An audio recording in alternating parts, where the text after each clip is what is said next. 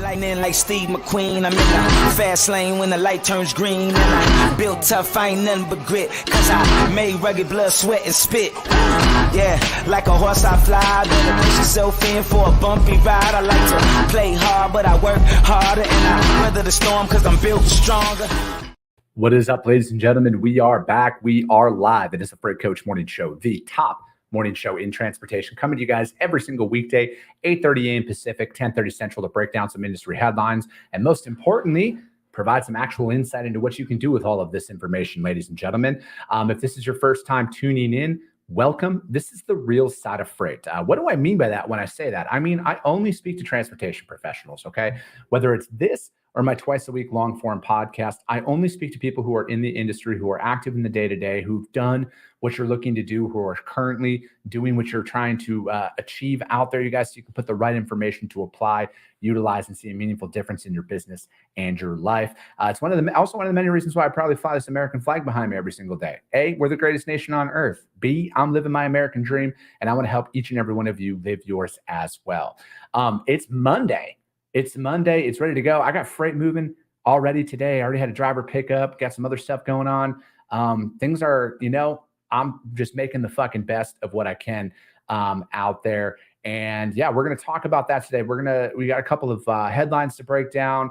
And then also I want to, touch a little bit on kind of like managing customer expectations, right? And really adding that value from that perspective. But before we do anything, you guys, as always, I got to give a shout out to my friends over at VHub, vhubapp.com. Whether you're a broker, carrier, or a shipper, we all need access to trailers at some point in time.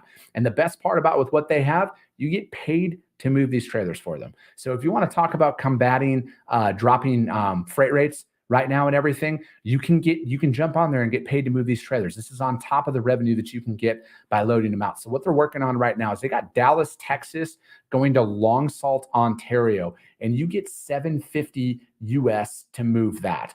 $750 US. Just wanted to make sure. Didn't say the wrong price. They also have West Valley City, Utah going up to Calgary, Alberta, and you get $1,550 US to do that. And now they have also they have Paragould, Arkansas going to Mississauga, Ontario, and you get 1,000 Canadian or about 740 US per trailer to move these, you guys. And then this is where you can create a drop trailer pool at your shipper. This is where you can get in there and reposition these trailers over to, say, Nashville or Louisville and sell that capacity, right? Sell that to your shippers right now. Create that drop trailer pool if they got freight going up into Canada. And then they also have a bunch of trailers out in San Diego, California right now, you guys. These are all moving around in the U.S. They have over 300 trailers down there. They have ones going to Chicago paying 600 US. They have them going out to, let me see here. Gosh dang it. My brain is not working right now. Excuse me.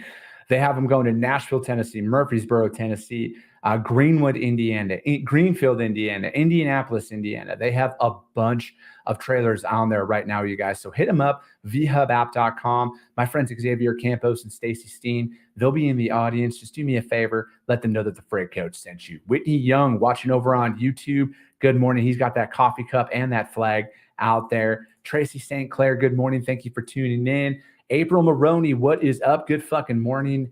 Make it happen Monday. Alexis Bailey, happy Monday to you as well. Sonny Sharma, good fucking morning. Orange Shirt Gang, let's fucking go. You are right, man.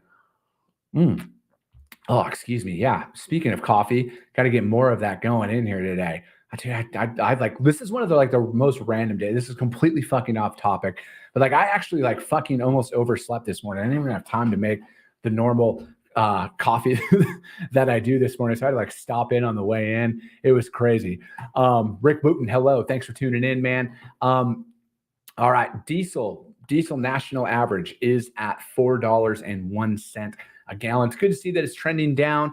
As a whole, it's still up year over year and everything. I get all of that information from the EIA, EIA.gov. You can get on there and check it out. And it's really good from a fuel pricing perspective and really kind of seeing where the trends are, where the spikes are and everything else. So you can better prepare your customers for any of that stuff out there, especially if you bid any line haul plus fuel lanes and everything. It's a good prediction, right? Like I'm all about utilizing data to provide, because like I personally think, you guys, that consistency is what, as a broker, that's what you really need to uncover. You need to find consistency for your customers as well as your carriers. They both want consistent pricing and they both need consistent freight. And I think that the more data that you utilize out there, you can identify that and develop that. Shout out to my friends over at Green Screen. We're going to legitimately do that, you guys, like with their pricing tool and everything, is seeing the consistencies in the market shift. And I know that that might sound counterintuitive, but a lot of this stuff, you guys, is very predictable on where markets are going to trend, whether it's going to be up, down, stagnant, however that looks. Like a lot of the data that I'm seeing right now, like I'm offering, because like in the open deck world, for example, you have to price out a lot of projects in the future, right? Like there's a lot of freight that might not move for 60 days or 30 days or however that looks. And you have to provide pricing for that. Like I'm fully comfortable with the rates that I'm seeing and the consistency out there, where I'm going to bid on stuff 30 days out, 60 days out today, and feel very confident in that the market is not going to increase or deviate outside of what rates I'm putting out there. Obviously, I price my freight to move. I don't price it to sit. And I don't price it to race to the bottom. That's just not my jam. That's not my game, and I'll never do that. I never want to be the lowest cost provider out there. I want to be competitive, very much competitive and stuff like that. But I think like that also comes in with, managing customer expectations and stuff. And to kind of talk on a little bit of this topic today is, like when you're onboarding new shippers, for example, and when new opportunities come up, some people will argue the stance of is I'll just move it for the sake of moving it, right? Like I'll race to the bottom, I'll negotiate against myself, I'll do all of that. And I don't necessarily play that game. And I say that because like the rates that I provide my customers are the rates to move it, right? Like I don't go in there and bid high to see where they're at. I bid competitive when I'm building up a new relationship with a customer. I bid competitive to the current market. I don't go out there and try and see where things are at, because I know some people's strategy is, oh, I want to bid high and then I can always negotiate down. I would rather just bid on my competitive price right away, right? I want to set that expectation right away, that it's not that I'm not willing to adjust my pricing when the market needs it, but I want to bid my freight to move it the first time, right? Like I don't want to play back and forth. I don't want to be the first one to like, oh, I quoted you $2,000 on this. Oh, actually, I'll move it for $1,400. This is just an example, you guys, because I think like if that's your strategy and that's what you set, you're always going to negotiate against yourself in literally everything. That's going to be your main strategy. Is it's like, all right, I'll just quote that out there, and if they don't take it, all right, I'll just drop it $400 or $500, whatever that looks like. You need, because like, again, you're taking your margin away. You're taking the carrier's margin away by doing it. Because it's like, how do you know, for example, that that rate's not going to work? Or, if you're going to go in there and quote super cheap to try and just like move the freight, you might be able to move it at a loss one time, but I've never met a business that can stay. Well, hold on. There are businesses out there right now that are heavily funded that can just like fucking pay whatever on stuff. That's irrelevant. That's not the topic of conversation. I'm being facetious there. I think that your strategy has to go into price it to move it, right? It's got to be in there to price it to where you don't necessarily want to negotiate against yourself and push that price down and everything, because you're only setting yourself and your customer up for failure. And that's what's most importantly. You're setting your customer up for failure, and you're setting your carrier up for failure too, right? Because the back and forth is what costs you more business than not, right? And now I'm not saying that there aren't price sensitive customers out there, because there are. There's going to be customers out there that they only want the lowest cost, and that's completely fine. That's their prerogative. That's their MO. They can do that. That's not my strategy. I'll play ball, right? Like I'll go up there, but for the most part, when I'm quoting people for the first time, I've done my research. I've used the data that's in my system that's out there, and I'm providing the price to move it the first time, because I just wanted to minimize that back and forth, right? And I think that if you set yourself up as you're the one who's always going to negotiate against yourself, especially because like early on in my career, I remember doing this multiple times where I'd quote them, and then if I didn't hear anything back in 5 minutes, I'd throw a lower rate in there to see if they'd respond. And then like, they had like a running joke, right? Like with one of my customers, they're like, oh, I guess if I ever want to get a cheaper price out of Chris, I just got to not respond, or I just got to go walk to the bathroom and back because I'll get a cheaper price and stuff. So there are times, you guys, that you negotiate against yourself. And I think not doing that and setting the expectation right away that, hey, the rate that I'm providing you is the rate that we need to move it, and it's going to be competitive in the market, I think is very key overall. And it's a pricing strategy that I'd like to see more people adhere to out there. And it's just something that I've found that has worked for me. So that's kind of my thing on setting the expectation and getting the ball rolling in the right direction out there, you guys. So, all right, let me see here. We're going to get into an article. And this is kind of like heating up out there a lot right now. And what we're seeing out there, for example, is, it's a lot of environmental stuff that's going on right now. And this one is from ttnews.com. Sorry, I just got an email from a customer of mine. Like I say, you guys, like I'm literally in the fucking day-to-day with you guys. I'm moving freight right now. I just got an email from a customer of mine. So that was my little pause right there. I'm building my shit up with you guys are. So like rest assured, all the stuff that I'm putting out there, you guys, is stuff that I apply in my own brokerage. It's stuff that I apply in my own business because I'm out here fucking doing it, right? And that was a really big driving force behind why I got back in. Like, not only was the opportunity there, I wanted to bring more validity to my content, right? Like I wanted to bring even more validity where it's not a guy who's talking, who's a consultant, who used to broker. It's no, I'm doing it, I'm building it, and everything else. So although I lose my train of thought often, it does have a lot of it today is just to do with the fact that I got freight moving. But anyways, back into the first article, ttnews.com, EPA hearing draws environmental and trucking interest. Industry representatives air concerns about EV cost and infrastructure.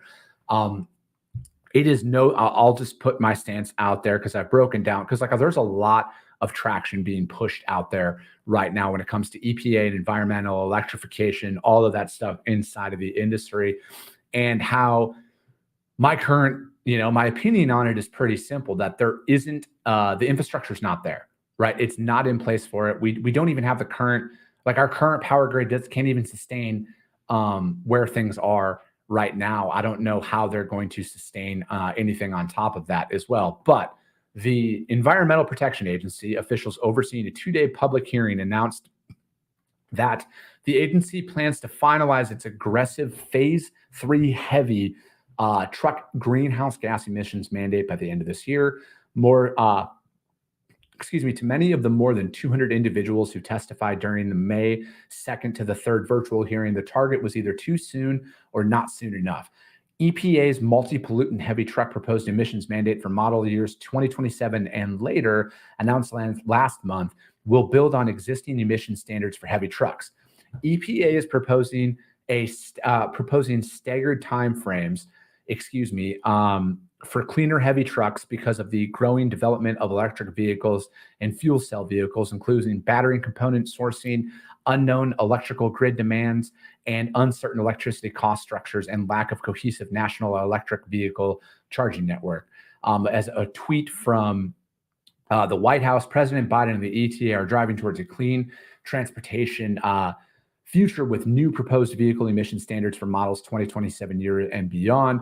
These standards would reduce climate pollution, lower costs for families, and reduce dependence on foreign oil. Today, my administration is announcing proposed emission standards for cars and trucks that would cut CO2 emissions by nearly 10 billion tons and improve the health of millions while saving folks money. We could also reduce our dependence on foreign oil by opening up all the pipelines and everything that we have here in our country. But that's a conversation for another day.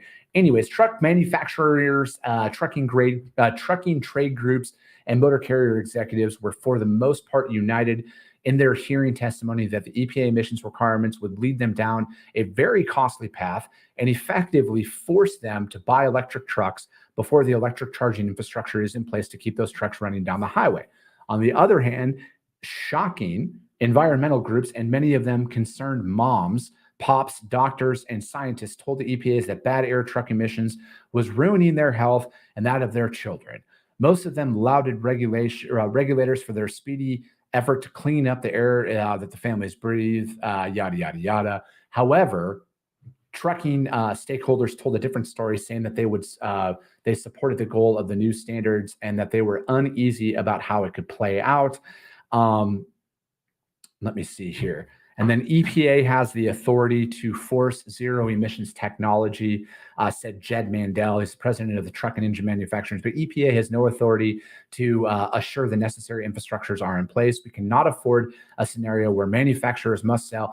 See, and to his point here, like, this is my biggest fucking gripe with all of this stuff is we don't have a proven infrastructure, right? Like, I get it. I can sit here and see the benefits of cleaner air and cleaner emissions and all of that. I get both arguments on both sides of it. But, like, most importantly, what I think is lacking the most, and this has, a lot of similar to my arguments being against driverless technology and everything that's out there, is it's not applicable. It's not, the infrastructure is not there to support this, right?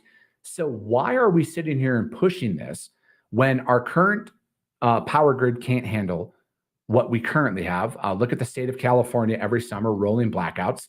I believe the governor of California last summer, and you can quote me on this, I don't fucking care, but the governor of last summer said, don't charge your cars because the power grid can't support this. How do you plan on throwing more semi-trucks into this mix if our current power grid can't do it? And that's my thing, is a lot of this is a pipe dream, right? And a lot of this, when you force truck drivers into this, because that's what it is you're forcing it in, you're going to price a bunch of these smaller operators out of this if this becomes a thing. And a lot of it is pipe dream, it's pandering, and everything else that's going on. How are they going to afford it, first and foremost? I mean, again, if you really want to push it back further, it's an attack on small business, because there's only going to be a set of carriers that could actually afford to roll this out. But again, I think this is going to be, it's just pandering to their base, right? I think that we can all see and again, I don't really talk politics unless it's politics directly associated with transportation. We all know that the left side of the aisle, or the Democrats, are always going to push this shit. They're going to push this time and time again. The Republicans are very much for drilling, diesel, and all of that stuff, big oil and everything, which I tend to lean towards that traditional side of it as well, because at the end of the day, there's no infrastructure in place that could support the increase that it would do to our power grid. I think that it would cause very much more damage than good overall. I'm all about traditional diesel engines. I think that it's worked and it's going to continue to work.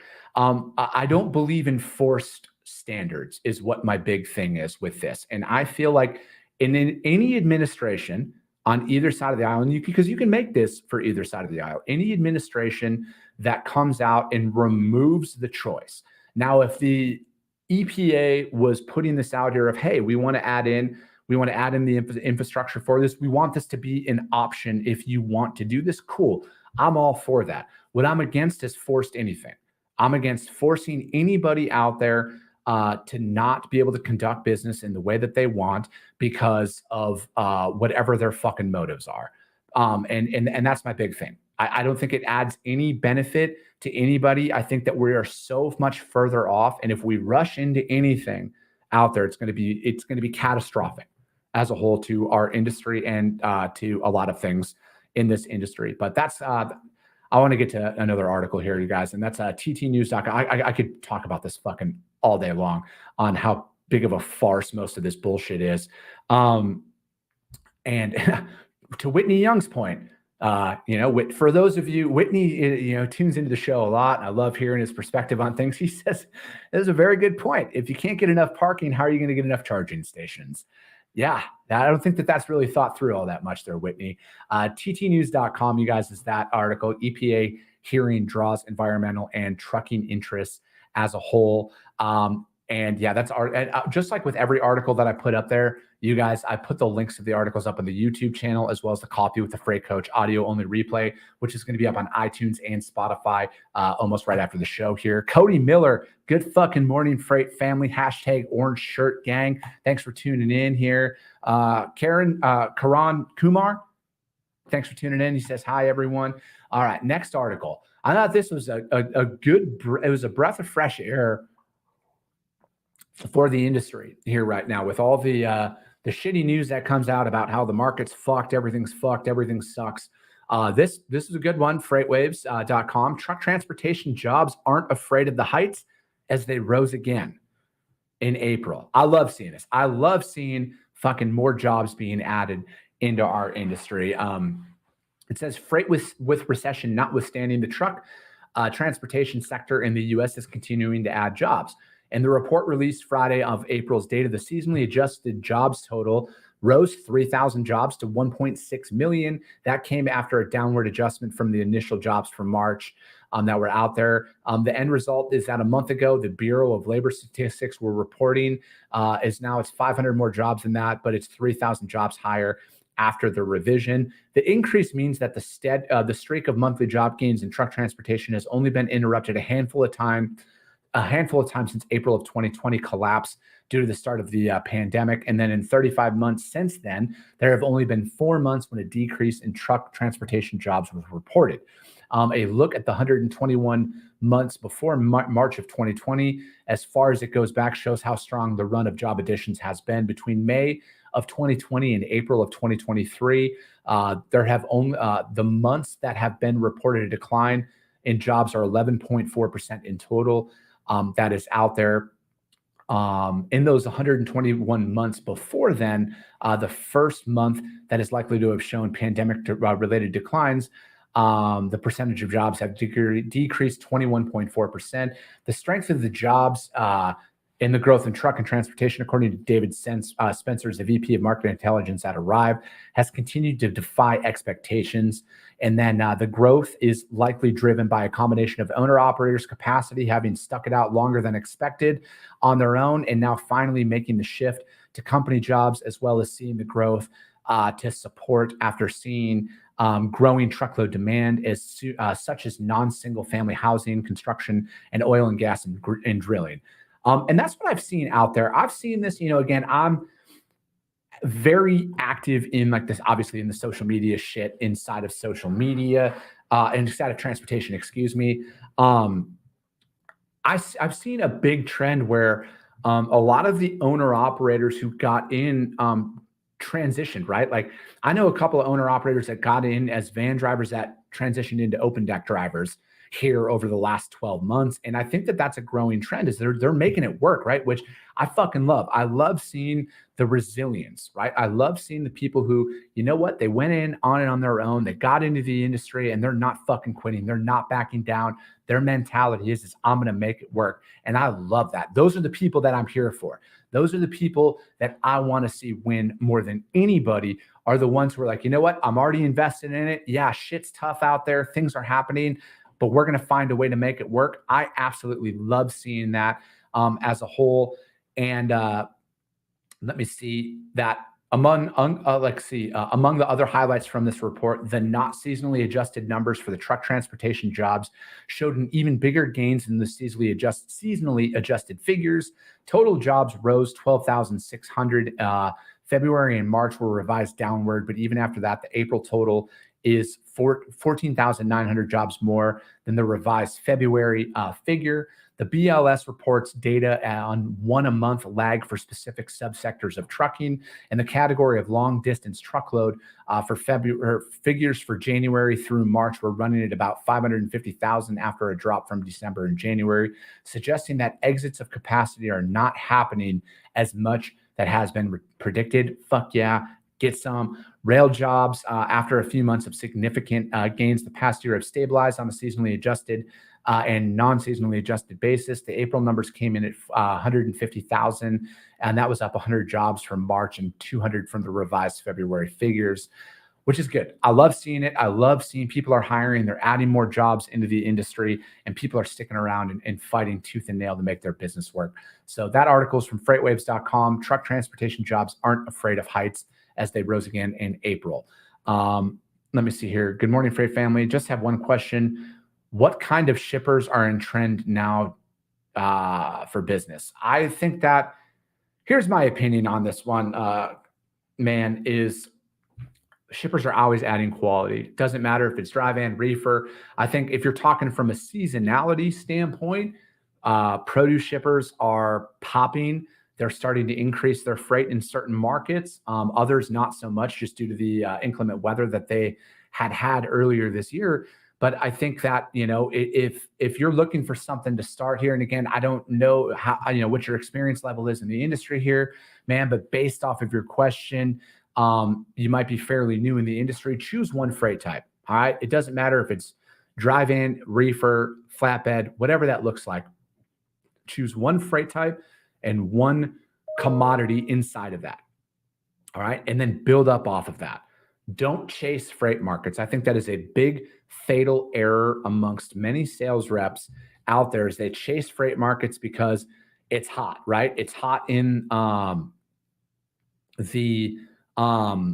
it's hot to move, produce right now historically. And then, oh, well, it's going to be hot to move flatbed freight, so I'm going to move over to flatbed. In this market in particular, and frankly, in any market, nobody wants a jack of all trades, right? People want to work with subject matter experts inside of the commodities that they are hauling. So my biggest piece of advice to anybody who's starting off in this market or any market is get out there and become a subject matter expert in one freight type and build out from there. Your service offerings can expand with your experience, but for the most part, you're going to realize that there is more freight in your specific niche than you could ever have envisioned, right? So the fact of bouncing around to what freight is hot right now is, although it might be a short-term win, it's going to be a losing strategy long-term, because the people like me, because again, I only do open deck and heavy haul freight, right? I do a ton of building materials, construction equipment, specialized projects and stuff like that. If you want to jump in my market when it's hot, I will fucking decimate you. All right. Just like my man, Cody at ANZ Trucking, he's a produce guy, right? Like, I could never compete with him. He would fucking decimate me if I jumped in there and did stuff like that. Just like my boys up at River City Logistics and stuff like that. Like, they move specific freight. If I tried to fuck with their niche, they would fucking decimate me if I tried to just dip my toes in the water when it was hot up there, right? That's why I go after specific freight, and then I ride out the markets, right? I ride them out. If that's your long-term strategy, that's what you got to do. So I hope that answers your question, man. That is going to be it for today, because I'm not going to have time to break down the third article, and we got like about 60 seconds left. But hey, I'll be back tomorrow. And as always, you guys, Fridays are going to be my designated Q&A show. Like, I'll answer that quick one, right? Like that, Karan dropped into, and you're welcome, man. Absolutely. This is what this show is designated for and designed for, is to help answer these questions like that. And then, because like on Fridays are my designated Q&A shows. That's where I will answer all of your guys' sales or operations related questions. But if you drop them in here during the chat, during the live shows like this, I'll gladly answer them if it doesn't take that much time out there. But if it's going to be a more complex one, I'll tell you to DM it to me and I'll answer them live on my Friday shows. But that's going to be it for today, you guys. The Freight Coach Morning Show. We are the top podcast in transportation. So if you saw value, subscribe and share the show. Rank the show on iTunes and Spotify. If you're watching on YouTube, hit subscribe. Do all of that if you saw value in what you heard here today. If you didn't, don't. It's that simple. I believe in a value exchange, and that's all I'm trying to do, is bring you guys information from someone who's building up his company, who's been in the industry for quite some time. And I just want to put the right information out there so you guys can apply, utilize, and see a meaningful difference in your business and your life. But that's going to be it for today. I appreciate you guys. I love you guys, and we'll be talking to you soon.